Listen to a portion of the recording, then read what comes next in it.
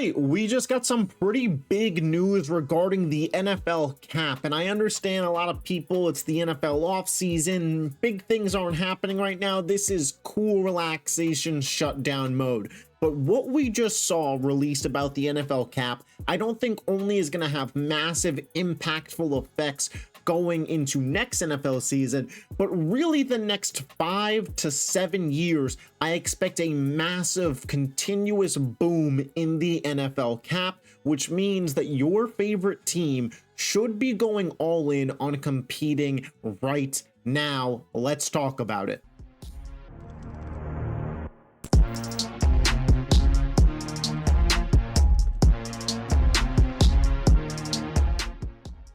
All right, so the NFL cap is going to be jumping a little bit north of $20 million this year, from a cap of $255 million to $277 to $283 million.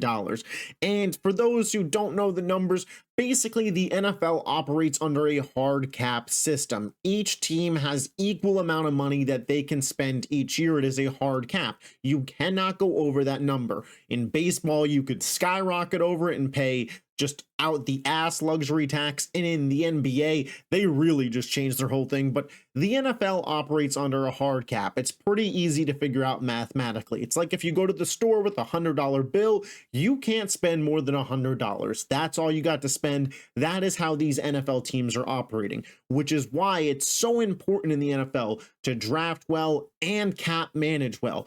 The NFL GM job has always been very important and one of the more, looked over positions in a front office on a team, but it is going to become even more important, especially over the next half decade as this money grows, and there's going to be a want, a need, a pressure, a push to spend that money.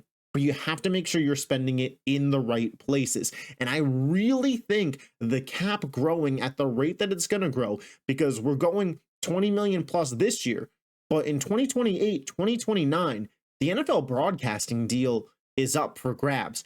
And a huge thing just came out. Nielsen, the way that they measure ratings, the way that they dictate, every year when you see this many X people watch the Super Bowl, etc., those are the guys who are getting that number. They are going to particularly focus on Sunday Ticket on YouTube, and it's going to be more accurately measured. That number is going to be way bigger than you think because of how many Gen Z and millennials consume football on streaming devices. More accurate ratings means the league's next broadcast rights negotiation in 28-29 is going to be way more expensive, which ultimately means it will have a massive salary jump. Now, that was a tweet from Brett Coleman. I probably put the full thing on screen. If not, go check out his tweet on it. He's got a beautiful thread on Twitter that really breaks this down. But what this means, in my opinion, is one, smart GMs are going to be willing to spend money and are going to backload contracts. Why? Because if the cap is going to continue to grow, something that may seem like a lot of money now, in 3 to 4 years will seem like average salary. So if you backload it there, while it seems like a lot now, it could pace out properly and allow you to do more with the roster now, while also not hurting you then. An example of this would be whatever team trades for Myles Garrett. He wants an extension. Same thing for Max Crosby. They want an extension. You give them a 4 or 5 year extension, you get to 28, 29, 30 on that deal. If you backload the contract where Myles is making, 40, 45, etc. in those back years, and in the early years, it's more 18, 20. You could play around with making your roster great now. And when it comes time to pay the piper, as you would say, paying Myles a high contract, your cap has massively exceeded. So the percentage that he's taking up of your team's ability to spend isn't as high. I know that it's a little mathy and it's a little wordy, even, mumble jumble for me, but a lot of the way that these GMs think is what percentage of the $270 million that I'm working with can I allocate to each positional group? Let's say quarterback, $60 million. Well, if the cap continues to go up, how much percent you pay the quarterback would still remain the same. if we're saying, yeah, we could give our quarterback 25% of our salary cap. Well, if your salary cap goes from 250 to 300, that means a raise for that guy who's getting, 25%. Obviously, there's a lot that goes into it, and each GM is going to be viewing it differently. And this is the big thing. The smart organizations with the good GMs are about to have a massive advantage. Any team that you think is well run over these next 5 years is going to understand this salary cap, process it, and correctly allocate their sources. And it's going to be more important now than ever to correctly allocate these sources. And that means the teams that are mismanaged and poorly run, the gap's going to get even further apart. While some of the regrettable contracts that they gave out may not be as bad in terms of the percentiles that I just talked about, they're likely to continue to give out bad contracts and spend the money poorly. This also means a team like the Bengals, who have one of the cheapest owners in sports because they're not owned by a billionaire. They're one of few sports teams, and I think the only NFL team that isn't owned by a billionaire. So when it comes to paying Ja'Marr Chase, paying T. Higgins, paying Troy Hendrickson, the way that paying works in the NFL, it's, again, we are in a nerdy rabbit hole, but I guess if you're watching NFL content on February 19th, like, you're in here in the nerdy weediness for me, is they have to put money in what's called escrow. Basically, they're not paying the player yet, but they need to show proof to the NFL and the NFLPA that they have the money to pay the player, meaning they have to put the money away where they can't touch it to be sure. It's this whole thing, but it's basically like a proof that they have the money to pay out the contract. The Bengals, for Joe Burrow's contract extension, had to sell the naming rights to their stadium again to get enough money in escrow to be able to prove that they could pay Joe Burrow. That's why a Ja'Marr Chase extension hasn't happened. That's why the Bengals have just been pretty well known as a cheap organization. When you're talking about hundreds of millions of dollars, it sounds crazy to say cheap, but at the end of the day, their owner just don't got it like some of these other owners. Like Stan Kroenke for the Rams, he could write those checks all day.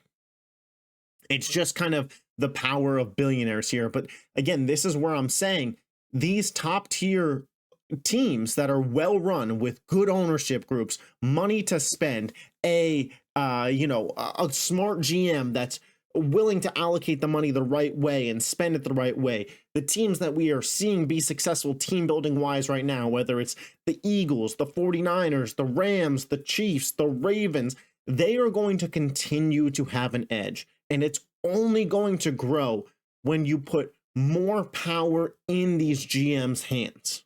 We are in for a potentially very wild ride here. And I also think that we could be potentially on the verge of a very interesting free agency period, because there was a cap boom like this in the NBA about a decade ago. And what happened was kind of exactly what I said. It was the offseason where Kevin Durant signed with the Warriors, if you remember that. What happened there was the cap boomed so much in the NBA that offseason that every single NBA team was essentially able to add another max level player. That is how much the contract went up. And so the Warriors were able to sign Kevin Durant, no problem. The smart organization, the good organization, the well-run team, the 73-win team, they go in and bring in a superstar. That is the positive of this, right? That would be, with this cap bump, a team like the Chiefs or the Eagles or the 49ers going out and getting a Max Crosby, getting a Myles Garrett, adding them to a strong unit because they're spending that money wisely. That is the plus side.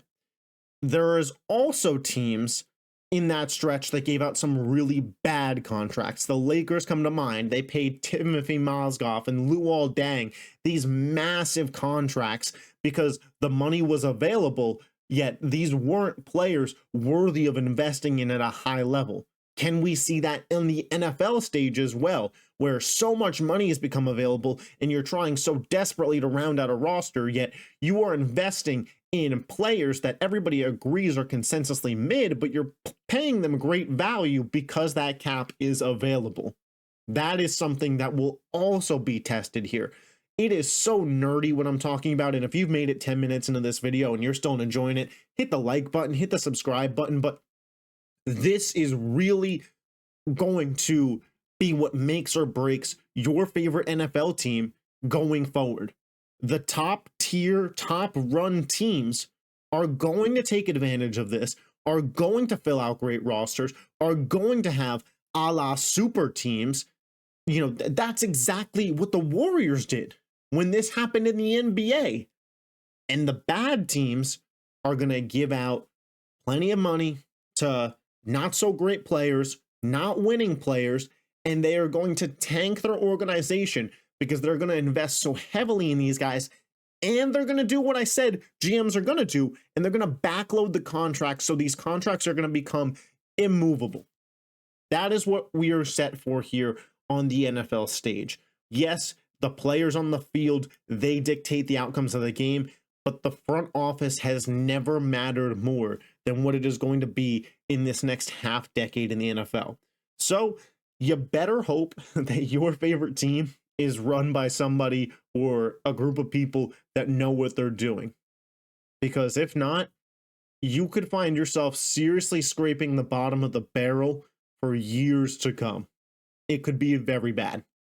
That is where I just kind of love this stuff. I love dissecting the offseason moves of, you know, what do these teams do? Do I agree with the contracts? Because while what's on the field is always so fun, and that is the game that we love, the NFL calendar has reset, and the spending of the money, the roster construction, the predicting what your favorite team or any other team is going to do next. The Patriots, who have 112, now set to be $132 million in cap space this offseason. What do they do with that? Can they flip it around overnight? They have Vrabel, they have Drake May, they have $132 million to spend. Can they overnight become a guaranteed playoff team? Can they, within 2 to 3 years of playing their cards right, become a Super Bowl contender again? Maybe. Can they also spend that money completely wrong and send themselves to top 5 pick purgatory for the next half decade? Yeah, they can. The beauty of seeing what these teams do, seeing how they structure their roster, where they allocate the funds, what they prioritize, what the players prioritize, now that there's just an abundance of money everywhere, that is one of the more enjoyable parts of NFL coverage to me. And we're going to be keeping up on that on this channel all off season. If you love the NFL, hit that subscribe button. I appreciate your guys' support. I will catch you next time. Peace.